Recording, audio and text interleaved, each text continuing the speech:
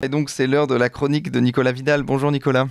Bonjour Corentin, bonjour Valentin. Alors ce matin, Nicolas, vous souhaitiez revenir sur la réforme des retraites, mais pour évoquer la vigueur de l'opposition à droite, alors que le pays s'enfonce dans une crise démocratique de plus en plus incontrôlable.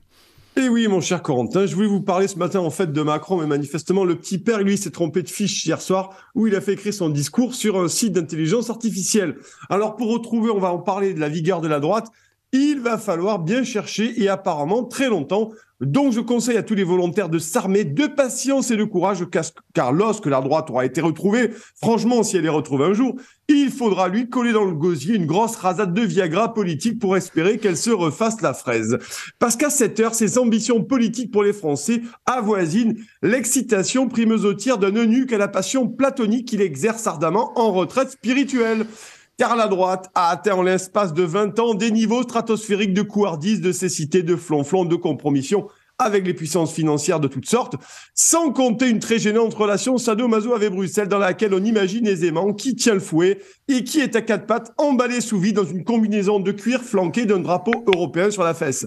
Alors oui, cette espèce de relais routier politique est devenue la droite, où les plats du jour sont une succession de mauvaises idées, de démagogie et de fausses oppositions à Macron, a dégoûté les Français qui préfèrent crever la dalle dans une auberge espagnole de la démocratie faisandée, mon cher Corentin. Mais de quelle droite parlez-vous précisément, Nicolas? Comme vous connaissez mon sens aigu de la précision, vous savez que si je ne détaille pas, c'est que je généralise. Mais pour vous et nos auditeurs, je vais esquisser la cartographie des bas-fonds où la droite s'est sabordée, dans lesquels elle va se nourrir pour longtemps, pour très longtemps, les copains de plancton.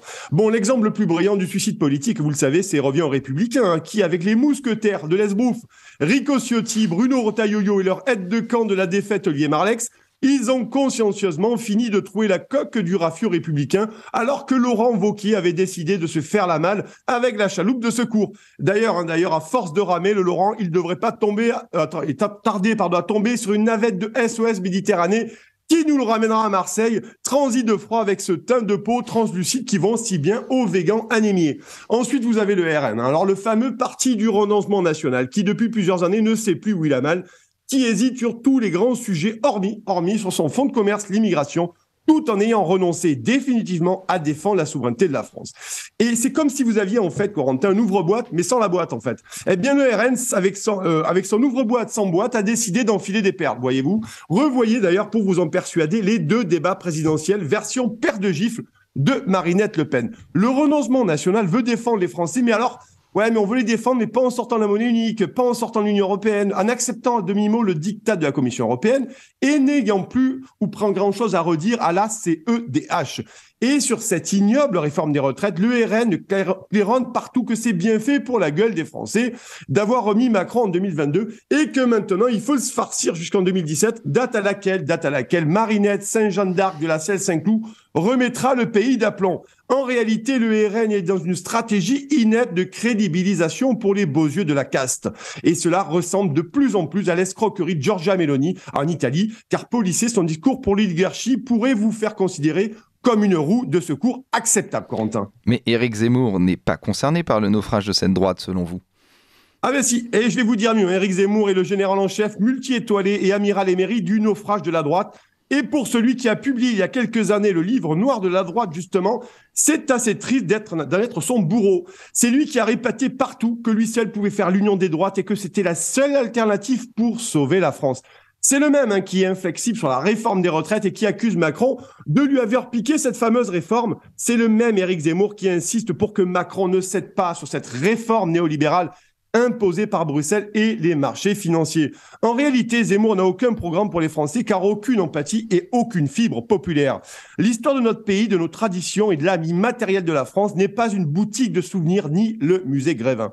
Et Éric Zemmour a oublié que ce pays est tenu à bout de bras par des millions de Français, Corentin, qui souffrent depuis trop longtemps, trahis par leurs élites politiques, violentés par les marchés, appauvris par l'ubérisation et concassés par un système qui impose des réformes insupportables dont il est lui-même le plus ardent des défenseurs.